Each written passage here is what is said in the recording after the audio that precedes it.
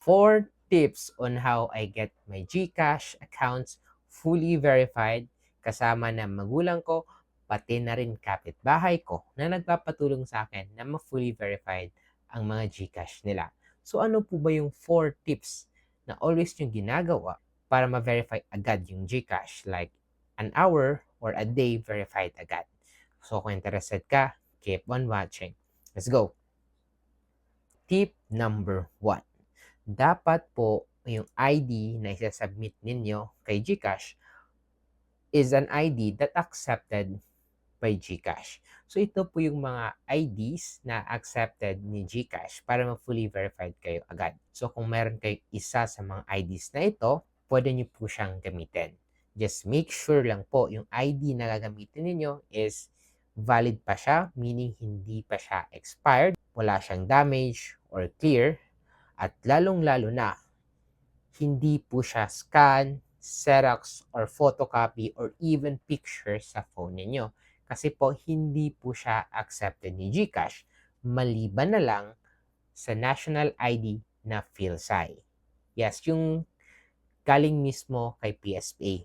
Kasi kung yung national ID nyo po sa Xerox ninyo, then ginamit niyo sa fully verified, hindi po yan accepted. Dapat yung galing talaga kay PSA. Second tip, dapat yung nalagay ninyo na info sa GCash ninyo when verifying match your ID.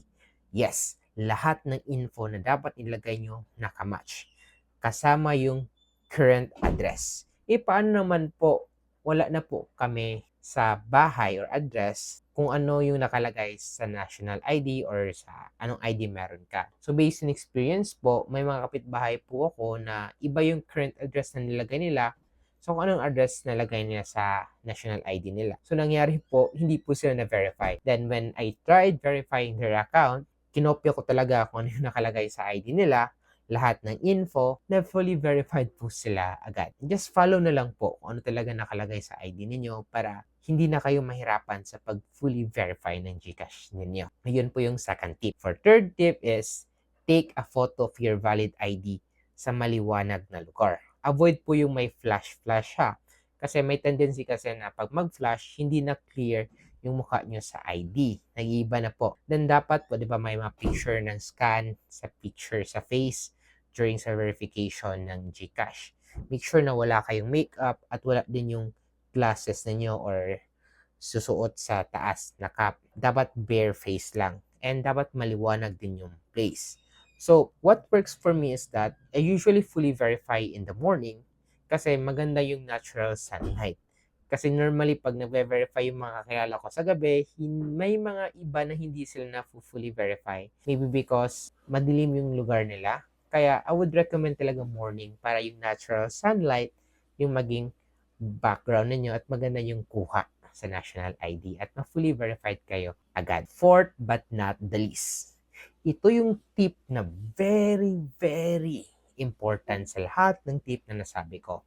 Bakit? Marami po akong kapitbahay, pati magulang ko, nag-fail if hindi nila ginawa ito na tip. So ano ba yung tip na yan? Ang tip na to is that if nag-fully verify kayo ng GCash at ilang attempt na kayo, again and again, ginawa na yung 3 tips na sabi ko kanina, hindi pa rin kayo na fully verify, this tip will save you. Ano po yung tip na yan? Ang tip na pong ito is use another phone.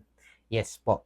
Nung nag-fully verify yung kapitbahay ko using their phone, hindi sila ma-fully verified agad. Pero nung ginamit yung phone ko sa pag-verify ng kanilang account, God, 5 minutes lang, fully verified na sila. So, bakit po ganyan? Maybe yung camera ng phone mo is medyo blur na, hindi na madala ng wipe-wipe ng tela, kaya most likely hindi na kukuha ng maayos yung larawan at yung face ninyo. Kaya if kahit anong gawa nyo ng paraan para ma-fully verify kayo, hindi ka rin ma-verify dahil sa device ninyo na ginagamit.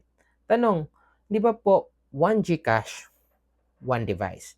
Yes po, 1 GCash, 1 device. So yung ginawa ko sa parents ko nung na-fully verify na sila, inunlink ko naman yung GCash nila sa phone ko para magamit na nila yung GCash nila on their own phone. Yun lang. So I hope this video is helpful for you. So if you want more videos like this, Don't forget to like and subscribe. O di kaya gusto mong matutunan how to submit ticket in GCash. May tutorial ako para dyan, click mo lang ito. O di kaya gusto mong matutunan how to call GCash online. May tutorial din ako para dyan, click mo lang ito. So yun lang. See you in my next video. Let's go!